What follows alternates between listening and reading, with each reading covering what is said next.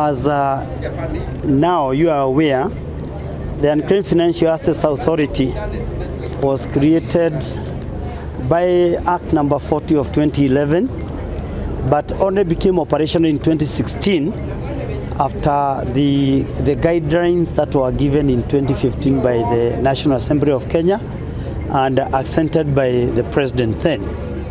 So since we started, a lot has been done.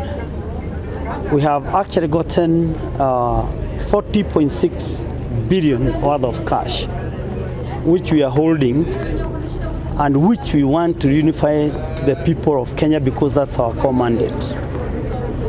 Since 2016, we have gotten 1.9 billion units of shares worth 66 billion shillings, which we are unifying with the owners.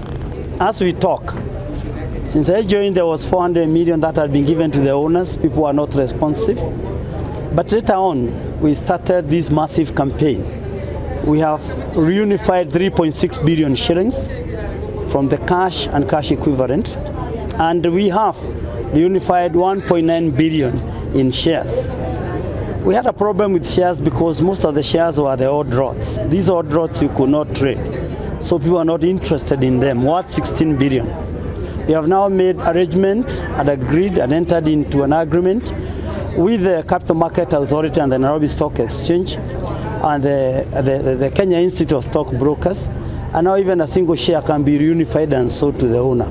So we are onboarding these shares so that they can be sold on behalf of the owners by the players in the Capital Market Authority, since currently the capital market is doing well.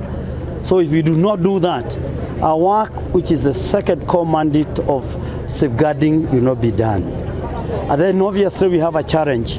The challenge of the holders, normally the commercial bank, refusing to release what they own. And actually we are mandated by our act to do the audits. And once we get the audits, the penalties are very expensive. However, they have tried a little bit because last financial year, they gave us 4.7 billion belonging to the people of Kenya. So the reason why we are here prima facie is to ask the people of Kenya to come and collect their money. And it's so easy. You can do it online by dialing *361# or going to our website www.ufaa.go.ke or visiting our offices at Pasi's house or going to any Huduma Center or going to any national government administrative officer. These are the chiefs, the assistant chiefs, the DCCs, the ACCs, the DOs and the DCs of the previous regime. Now I urge all Kenyans to come for their money because we have a duty to make sure that the 106.6 billion goes back to the people of Kenya so that we can finance the bottom-up economic model or agenda of our government, and so that we can activate and stimulate the Kenyan economy, at least for the shilling to get back to the people through this way. One of them is lack of knowledge that there exists such a fund. We have tried as much as possible. We are seeing very positive and progressive results. The other thing is the materiality of the money, because like 100 bob you go to Nairobi, and for that we have actually partnered with the National Assembly, and the Finance Bill of 2023 allowed that you can donate that money. We are coming up with a policy on how you can donate small amount of money. The other thing is that families are at loggerhead with one another, so they are in court. The letters and the grants of administration cannot be obtained. So these family issues, the family division, who is also our partner, the judiciary in total is our partner, they are assisting us. I urge families to agree, to talk, to agree, so that at least they get this money back to the rightful owners. That's a major challenge.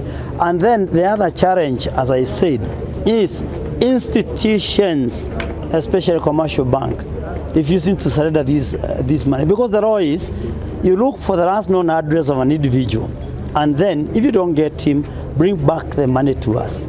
So we are doing everything possible to reach to Kenyans, and that's why I urge them to really come and get their money back. We charge nothing. We are the only institution that give money freely in this country, and we are the only one in Africa. So we say thanks to our government for having allowed us under the National Treasury to at least look for these people and give them back the money. We have entered already into collaboration with the Huduma Center. Anybody can go to the Huduma Center and you'll be served as if you've come to Nairobi. We have a desk in every Huduma Center. In fact, we are entering into more meaningful engagement with other parastatals, say the post office, say many others, including government institutions, just as we have a partnership with the national government administrating officers. So we are going to make sure at the grassroots down there, we have actually unclaimed financial assets functional. We also have gotten recent engagement with the Kenya Primary School Heads Association. We are looking for the Kenya Secondary School Heads Association. All the head teachers, both primary and secondary school and colleges, we want to make them our agents. And soon, we want also individuals who can actually be contracted to become our unification agents. We are determined to give this back money to the Kenyans for their own purposes, so their well-being, and also then, as I have said, to stimulate our economy. We are fully digitized. That's why you go star 361 hash, you get it. You are fully digitized. You go www, you get everything. For the younger generation, and I want to tell Kenyans, this money does not belong to the dead. Majority of this money belongs to the living. Because as you can see, we started in 2016. Majority of people who can hold money in 2016 are still young. It belongs to the Gen Zs, the millennials, the old ones. This money belongs to people who are alive as well as dead.